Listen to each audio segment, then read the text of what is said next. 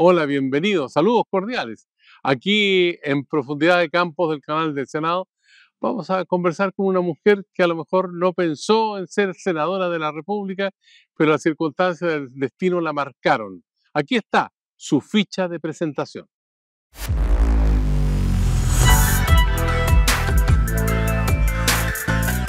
Senadora Paulina Eugenia Bodanovich Rojas, representante de la región del Maule, militante del Partido Socialista de Chile, abogada, 53 años, magíster en Derecho, cuenta con vasta experiencia jurídica en el Poder Judicial, Banco Estado y el Ministerio de Defensa, donde fue subsecretaria de las Fuerzas Armadas durante la segunda administración de la presidenta Michelle Bachelet.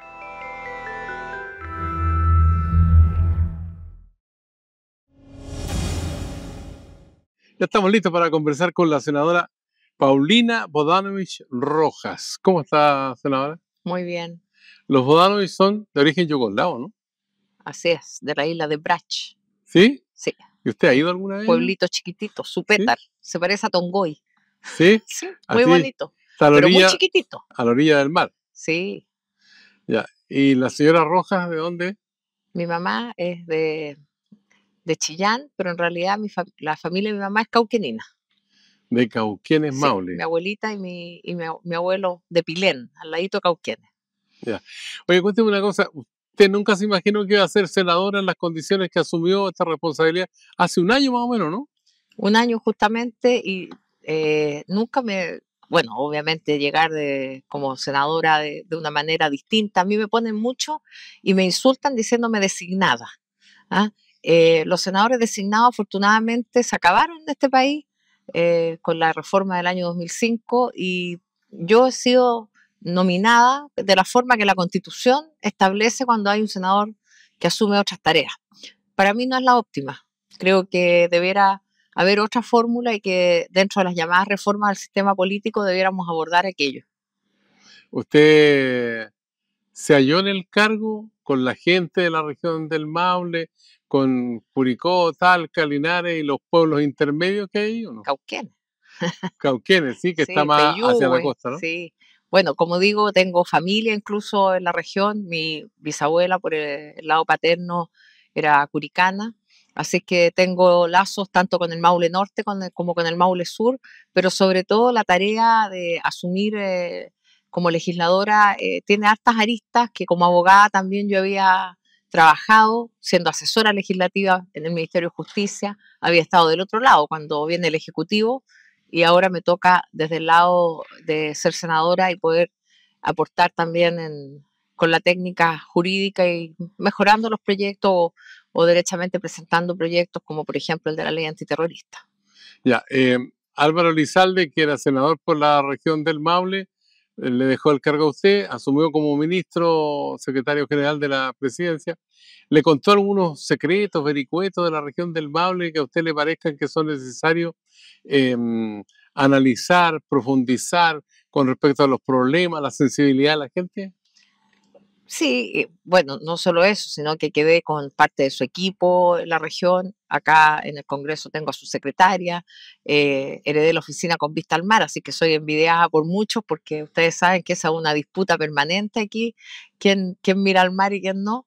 Aunque yo paso muy poco en la oficina, debo decir, me gusta estar en las comisiones. Cuando no tengo comisión mía, de las que yo participo, que son agricultura, gobierno y seguridad, suelo integrarme a la discusión en otras comisiones también. Ya, ahora, usted participa, digamos, de la actividad legislativa, pero usted es de profesión abogada y además tiene un magíster que sin duda le dan un peso, un sustento a lo que usted pueda tener como integrante del Senado y al mismo tiempo usted fue consejera del Colegio de Abogados. Así es. Entonces yo le planteo con respecto a la elección de los ministros de la Corte Suprema que ha generado tanta polémica en los últimos días, en el mes de junio que ya se fue, porque estamos aquí ya en julio, y que sin duda representa también una inquietud de la población dentro de este contexto de desconfianza, porque se ha visto que algunos hacen ofrecimientos para hacer canje por lugares, incluso ofrecen doctorados con tal de promover a determinadas personas, y esta situación ha llevado a decir a una ministra del máximo tribunal de justicia que nadie elegía por el Espíritu Santo. Entonces uno dice, bueno, ¿cómo funciona esta transparencia a juicio suyo, que es senadora de la República y además abogada con vasta experiencia? Sergio, la designación de los jueces, incluidos los ministros de la Corte Suprema, siempre, y de los notarios también, en nuestro sistema siempre ha sido prerrogativa del Ejecutivo. Es decir, es el ministro de Justicia el que elegía de una terna, o en el caso de los ministros de la Suprema, de una quina, de 5 nombres. Cuando se introduce en esta constitución actual la posibilidad de que haya un examen por parte del Senado, se hace precisamente para no dejar esto entregado, en el caso de los más altos jueces, de los ministros de la Corte Suprema, se involucre también el poder legislativo como una forma de ejercer los contrapesos necesarios en democracia. Ningún sistema es perfecto. En otros países los jueces son electos por elección popular, se presta mucho para la demagogia, para el populismo, en fin. No hay sistema, y yo creo que hay que dar esa discusión de si el sistema que tenemos puede mejorarse, que sin duda se puede. Pero lo que hemos visto no tiene que ver con que sea un mal sistema, tiene que ver con unas malas prácticas y que creo que pueden revestir el carácter de delito en algunos casos, y me imagino que todo aquello tendrá que ser esclarecido por la Fiscalía y por la Justicia en definitiva.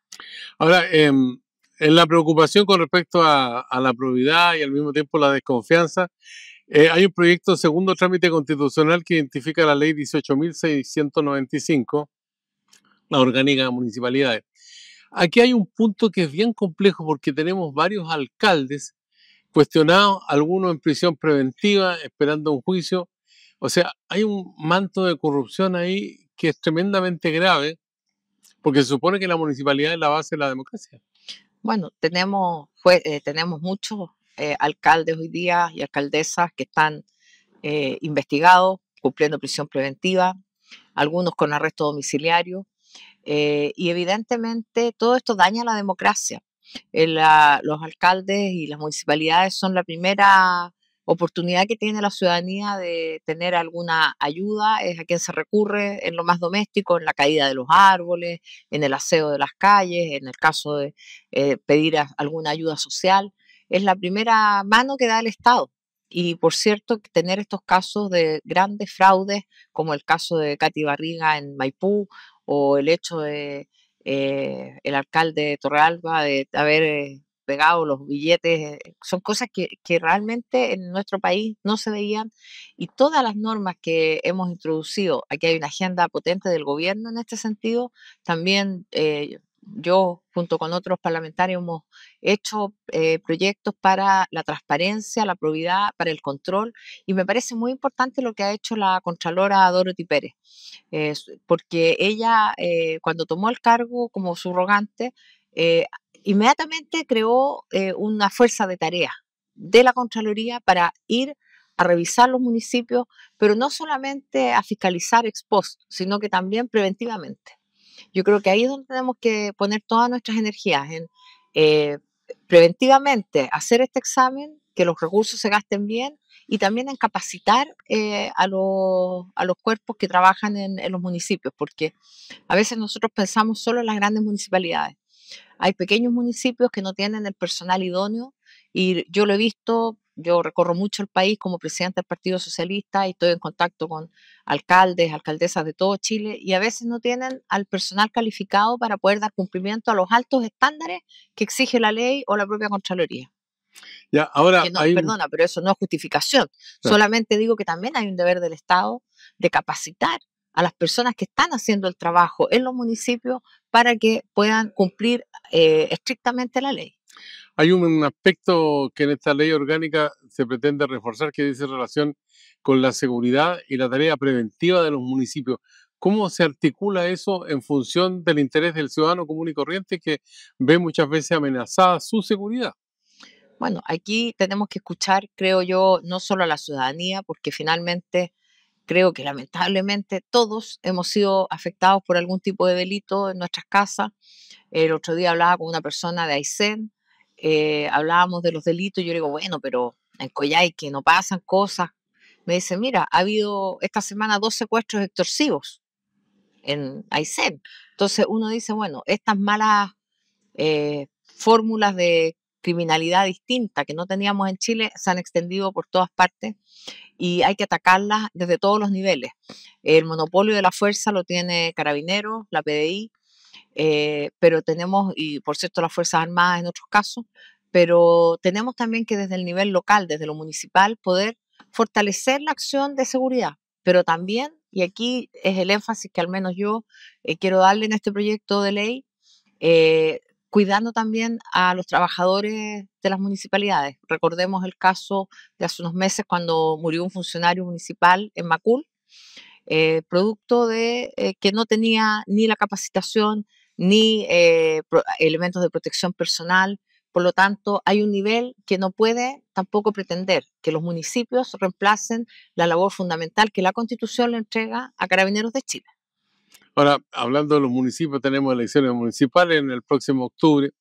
Eh, bueno, la difusión de las candidaturas, las plataformas y todo eso, usted ha considerado que falta recursos para eso, pero del gobierno dice, una de las ministras, dice, tienen que hacer más calle los candidatos, es porque no hay plata para eso. ¿Cómo lo ve usted? No, lo que pasa es que se ha dado una discusión en el marco de lo que viene para octubre de rebajar el aporte que se hace por cada candidato, por cada voto, digamos, rebajar el aporte que hace el Estado al candidato, pero la verdad es que el análisis que se ha hecho para llegar a la conclusión de que hay que rebajar a la mitad es un análisis que yo creo que no es el correcto, porque dice, va a votar mucha gente, entonces hay que rebajar a la mitad.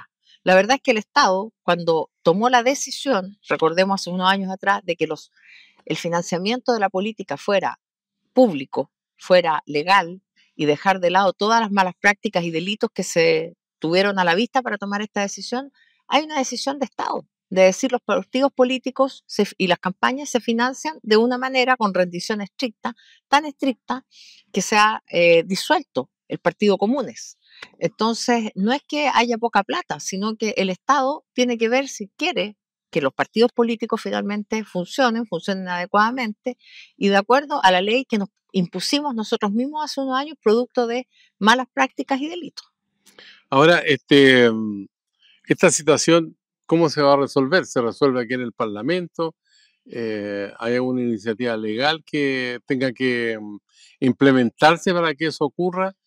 Bueno, para octubre va a quedar con esta rebaja de los votos en forma transitoria para esta única elección.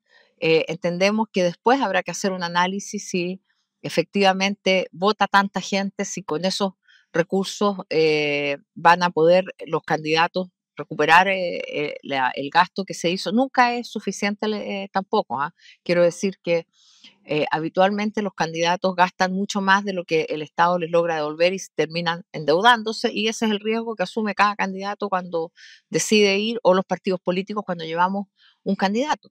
Pero aquí también hay un aporte que se hace a los partidos que es el que permite que funcionen habitualmente. Y también ahí hay que dar esa discusión que digo yo. Por lo tanto, no es una discusión de guarismo, como gusta tanto decir acá en el Congreso, no es una discusión de números, sino de cuál es la posición que el Estado de Chile tiene frente a los partidos políticos como instrumentos de la democracia. Si vamos a validar aquello o simplemente vamos a entender que los partidos no son necesarios y por lo tanto no se les va a financiar adecuadamente. Aquí hay mucha gente que en forma populista toma esto y dice, no, la plata no se la pueden llevar los partidos políticos, pero finalmente sabemos que hay sectores del país que tienen financiamiento, que tienen grandes donaciones. Lo vimos con la campaña en los dos plebiscitos, cómo las candidaturas que eran finalmente respondían a los intereses de la derecha tuvieron grandes y millonarios aportes en circunstancias que del otro sector no tuvimos aquello. Ahora, ¿cómo se entiende que en todos los sondeos de opinión pública el prestigio de los partidos políticos y de las instituciones como el Parlamento esté con una aprobación bajísima? ¿Cómo se sale de ese atolladero? Haciendo la pega, porque yo creo que lo que la gente eh, ve finalmente es que sus problemas no son resueltos en las instancias que corresponden, que el Congreso no está conectado con las necesidades de las personas, que la justicia, que también está muy mal evaluada, no es, digamos, no es equivalente para todos, no hay justicia de la misma manera para todos. que es lenta, que no llega, que la fiscalía es ineficiente, que cuando las personas son afectadas por un delito finalmente les archivan su causa, no les avisan. Entonces, todo eso, cuando nosotros estamos legislando acá, que muchas veces también es bien incomprendida la tarea nuestra, le decimos al fiscal nacional, yo se lo dije, a mí no me importa que llenar a la fiscalía de un nuevo trámite, de que ustedes tengan que informarle con un detalle enorme a la gente de por qué le están archivando la causa. Lo que a mí me importa es que no le archiven la causa. Es como ustedes son proactivos y pueden hacer la tarea y llevar a cabo un juicio. Ahora, a alguien que le robaron el celular en la calle o la billetera, como lo que es llamado el delito de bagatela, realmente es difícil perseguir aquello. Es difícil porque no hay pruebas hoy día, claro, hay cámaras, pero los lanzas andan tapados, bueno, pero lo que necesitamos hacer es focalizar la acción del Ministerio Público y la Justicia en aquellos delitos que son graves, que tienen connotación de crimen organizado como es hoy día, y eso es lo que la gente resiente, la poca eficiencia de las instituciones. Director, tenemos el invitado o invitada para la pregunta aquí a la senadora Bodanovich. Ya, vamos de inmediato aquí a la pantalla para ver quién quiere preguntar a la senadora. Hola Sergio, hola Paulina. Las entrevistas con Sergio son súper agradables porque va al hueso, te quiero decir. Pero yo que te conozco a ti, sé que te gusta el fútbol y te gusta Magallanes. Pero además, a propósito de Magallanes, que duró poco en primera división, ¿cómo se hace ese brebaje famoso que inventaste para celebrar aquel título? Buena pregunta. Bueno, Es cierto que es magallánica, ¿sí? cierto. ¿Sabes dónde nació el Club Magallanes? En la Escuela Normal Superior José Abelardo Mire. Núñez, la cuna de los maestros de Donde Chile. usted estudió. Ahí estudié yo y ahí nació la vieja academia. Mira, no sabía eso. Sí. Sí, pues yo soy de Magallanes, sigo a la academia desde guagua. Mi mamá se quejaba porque mi papá la llevaba al estadio conmigo en brazos. Y después mi papá, como a los 4 o 5 años, ya me empezó a llevar sola. Así que tengo carnet de socia y efectivamente celebramos el último triunfo cuando subió a primera división y que efectivamente duramos poco en primera división con mi papá y yo inventé ¿qué es lo que pregunta Gastón? Inventé el ponche magallánico, que era hay unas champañas de color ahora, una celestita muy bonita, le eché eh, heladito de piña y quedó albiceleste, así que ese es el trago oficial en mi familia ahora. Así es. Claro, con eso hay que celebrar. Para los cumpleaños, para Navidad, Todo. Año Nuevo. Magallanes. ¿Sí? Ahora, lo importante es que el club también lo adopte para la celebración. Vamos a tener que hablar con su presidente. Senadora, hagamos una pausa porque hay más para seguir conversando aquí en Profundidad de Campos en el canal del Senado de la República de Chile.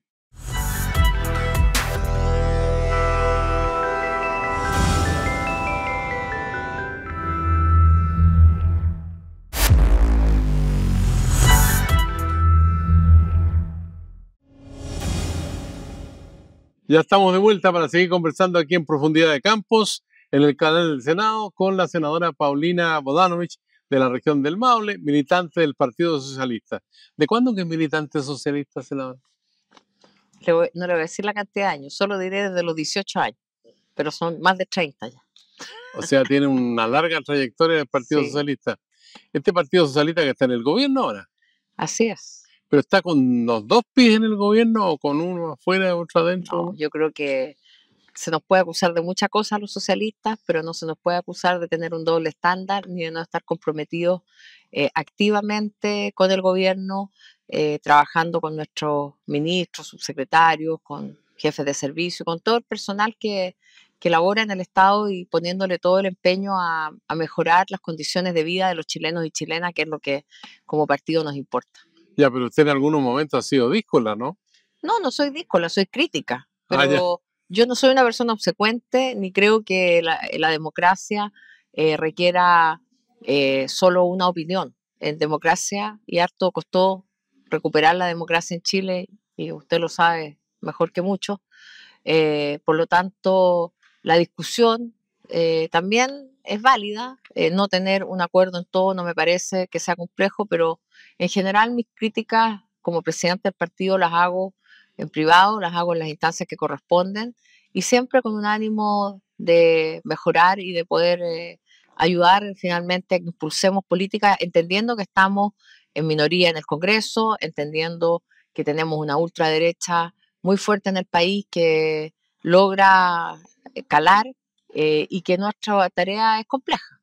¿Cómo hacer usted que ha sido presidenta del Partido Socialista, tiene una alta responsabilidad en ese sentido?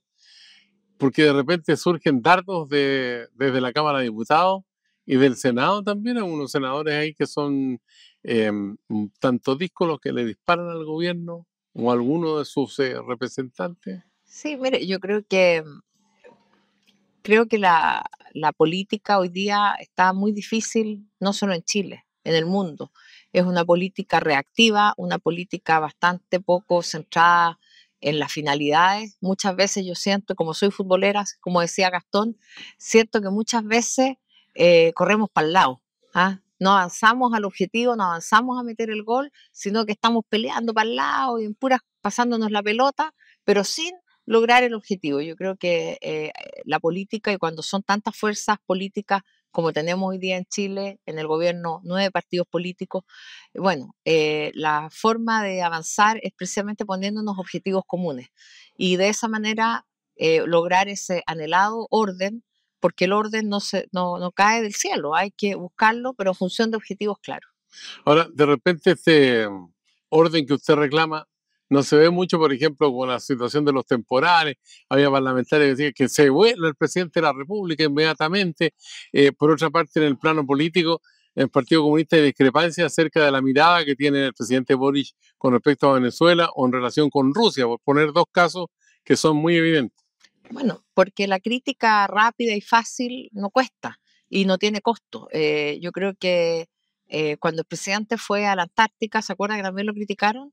Mire cuánta razón tenía el presidente de ir, de hacer soberanía él personalmente, cuando vemos que después Argentina instala estos llamados paneles solares, que después no los querían retirar, que el presidente les da un ultimátum. Bueno, esas son las cosas que a veces es muy fácil criticar. Para mí la posición que ha tenido el presidente en materia internacional es muy relevante porque su compromiso y de nuestro país con los derechos humanos, y lo ha dicho él, no se pueden comparar una barbarie con otra. Finalmente, eso es lo relevante, que los derechos humanos están por sobre las diferencias de la izquierda y la derecha. Eso quisiera yo, que los derechos humanos en Chile no sean patrimonio de la izquierda. Es cierto que las víctimas son nuestras, pero el respeto a los derechos humanos tiene que ser universal y de todos los sectores políticos. Ahora, cuando hacemos referencia al caso internacional, yo pienso, por ejemplo, en la invasión de Rusia a Ucrania, una situación que tiene en vilo a gran parte del mundo preocupado. Pero eso ha traído consecuencias, por ejemplo, con respecto a la exportación de alimentos, que muchos se ven impedidos de salir de Ucrania, que es un país que tiene producción agrícola muy trascendente, y como no salen en forma oportuna esos granos especialmente, bueno, suben los precios. Entonces aquí estamos hablando de seguridad alimentaria, que no solamente tiene que ver con lo que pasa allá lejos, sino también acá. Y usted representa una zona donde la agricultura juega un rol importante. ¿De qué manera la seguridad alimentaria hay que pensarla en el presente y en el futuro inmediato aquí en nuestro país para poder enfrentar cualquier coyuntura, digamos? Y hay otro aspecto que ocurre aquí que tiene que ver con las crisis climáticas, con el cambio climático. Eso está afectando también la seguridad alimentaria. Lo que vemos, las grandes inundaciones que sufrió Maule el año pasado, por ejemplo, afectaron extensas plantaciones y la tierra muchas veces cuesta que se recupere. No es algo inmediato que se va a secar y queda con una afectación importante. Entonces, son temas que hay que ir tomándole el peso, que no podemos abordarlos desde el negacionismo, que muchos lo hacen, y por cierto, tomarlos como un desafío para nuestro país, que tiene ventajas comparativas en materia agrícola, pero que también hoy día está sufriendo efectos muy perniciosos del cambio climático. Ahora, en el campo agrícola no todos son iguales, porque hay pequeños, medianos agricultores y grandes empresarios agrícolas, muchos de ellos involucrados en exportaciones que son muy importantes para el país porque ingresan divisas a las arcas fiscales con los impuestos y todo eso. ¿Hay un nivel de coordinación, de fortalecimiento que permita decir que el futuro puede ser promisorio o hay inquietud para que eso no ocurra porque hay razones que uno no se imagina, pero que pueden estar ahí en la agenda? Bueno, son todos esos los temas que deben ir abordándose con una mirada de Estado, de país. Las relaciones internacionales tienen que ver con esa mirada de largo plazo, de largo tiempo, que muchas veces no vemos y que se toman determinaciones o se insiste en que desde el Ejecutivo, desde el presidente, se tomen decisiones muy apresuradas sin esa mirada de largo plazo que afecta al país. Senadora, con respecto al tema que estamos conversando de la agricultura, ¿qué le parece a usted que debería hacer como medidas inmediatas para enfrentar el cambio climático, la competencia en los mercados internacionales, en fin, todos los desafíos que hay por delante de los pequeños, medianos y grandes agricultores? Nosotros tenemos regiones que constituyen hoy día una macrozona y abordar los problemas y los desafíos, no solo los problemas, con una visión de futuro a mí me parece fundamental trabajar con O'Higgins, con Ñuble, con Biobío, esta zona enorme que a veces también se ve afectada en conjunto por los cambios y por los problemas climáticos. Hemos hablado, por ejemplo, en la Comisión de Agricultura del tema de los viñedos, de las personas que se dedican que a veces son pequeñas empresas, hay grandes empresas, hay una diversidad en esto que hay que abordarla con un criterio no solo económico. Yo creo que el Maule tiene tradiciones, tiene una cultura centrada en la agricultura y es muy importante todavía recuperar aquello, al igual que la ganadería. Tuve hace poco tiempo la visita de arrieros y arrieras de la región que conservan las tradiciones, pero que son muy importantes para lo que hablábamos antes, la seguridad alimentaria, para tener autonomía, para tener carne de la cual abastecernos. Entonces, a veces hay un desconocimiento de ese trabajo y que lamentablemente en las generaciones se ha ido perdiendo. Muchos ya no tienen hijos que se quieran dedicar a eso. Tienen Ah. hijos que han estudiado, que se dedican a otras cosas, pero hay un amor también por esta actividad, por la agricultura, por la ganadería, que creo que es deber de nosotros también preservar. Otra de las preocupaciones que está en la agenda dice relación con la seguridad.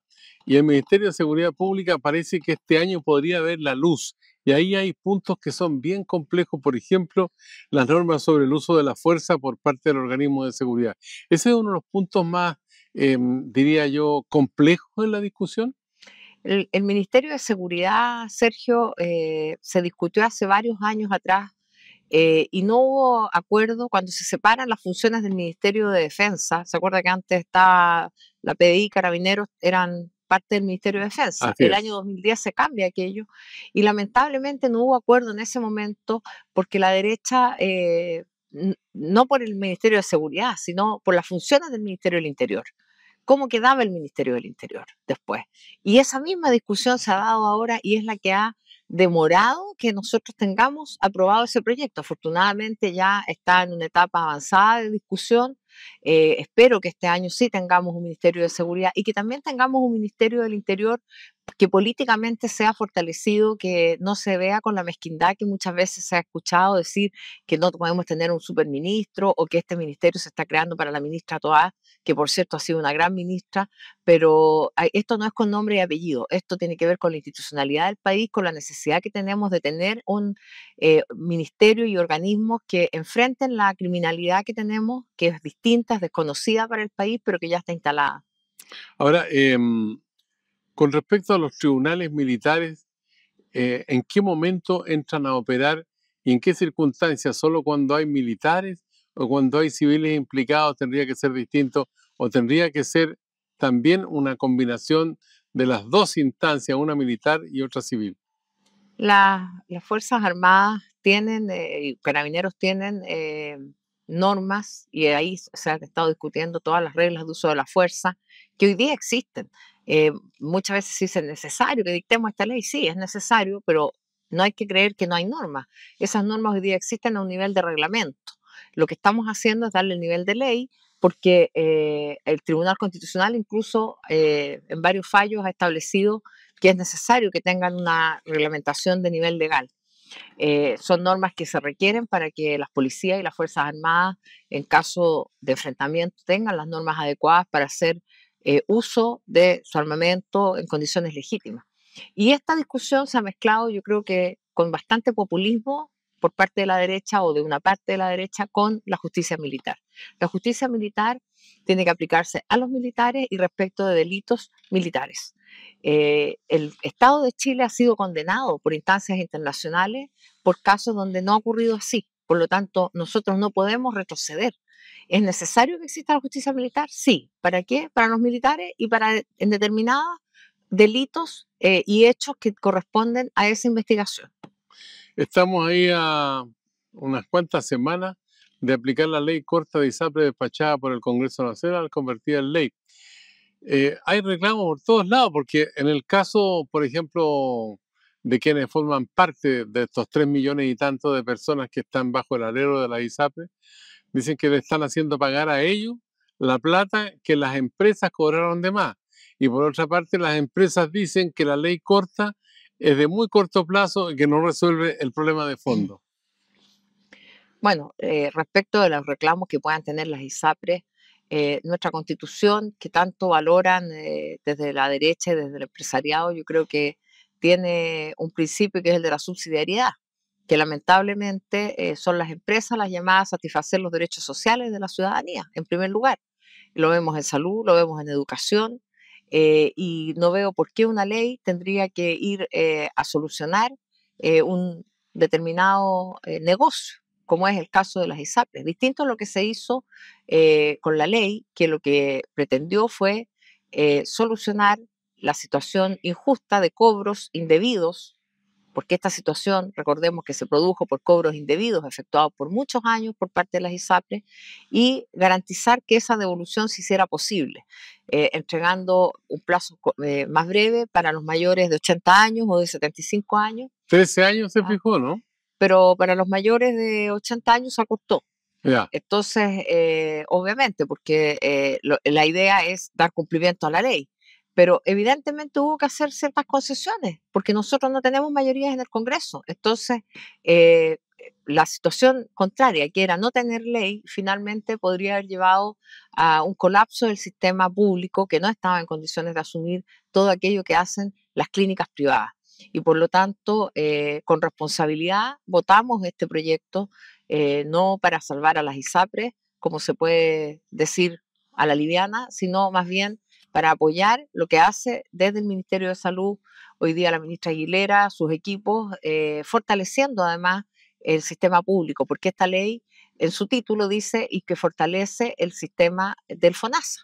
Entonces, esa parte nadie la dice, nadie la recuerda, y es muy importante porque permite que el FONASA también entregue un sistema un mecanismo complementario de salud muy importante para las personas de nuestro país. Senadora, lo voy a invitar a jugar un ping-pong. No es el ping-pong ese que juegan los chinos. Ya. Es un ping-pong a nivel del lenguaje, ¿no? Wow. Yo nombro una persona, un concepto, y usted me responde con otro concepto. Voy a poner cara de póker entonces. Tiene que estar con la paleta lista para contestar. Michelle Bachelet. Una líder. Republicanos. Decepción. Club Deportivo Magallanes. La academia, lo más grande. Oficialismo. Unidad. Mujer. Mujer. Bueno. Feminismo y apoyo a las mujeres, a los derechos de las mujeres. Partido Socialista. Una pasión, mi partido, lo más grande que tengo. Presidenciales. Con unidad las vamos a enfrentar. Alcalde Carter. Alcalde Carter. Nada que decir de él. Región del Maule. La más linda de todas. Tiene un minuto a partir de ahora para expresar un pensamiento, una idea, una crítica, una reflexión. Todo suyo el minuto siguiente. Agradecerte, Sergio, la oportunidad que tenemos de a veces de poder conversar un poco más de otros temas o de profundizar en algunas materias que desde el Senado pasan a veces desapercibidas. La política hoy día es una política muy superficial, sin análisis, de mucha confrontación, de titulares y sin darle énfasis a los temas en profundidad. Yo creo que tu programa, Profundidad, ¿cómo es? Profundidad de Campos, aborda con esa mirada que quisiera yo que también abordáramos la política, sin tanta enemistad, poniendo los intereses de los chilenos y chilenas en el centro y con un objetivo claro que es avanzar en los derechos de las personas, en el bienestar de las personas. En la medida que nosotros logramos centrarnos en aquello, las diferencias políticas tienden a irse atenuando cuando somos capaces de dialogar y de buscar consenso. Así es que, por lo menos, es la forma en que yo abordo los problemas. Me parece fundamental hacerlo en educación, en previsión social, que espero que tengamos la grandeza como sectores políticos de llegar a un buen acuerdo y darle mejores pensiones a los chilenos y chilenas. Senadora, muchas gracias por esta conversación, ¿eh? Muchas gracias a ustedes. Y a usted que sigue estos diálogos en profundidad de campos en el canal del Senado de la República de Chile, le decimos será hasta la vista.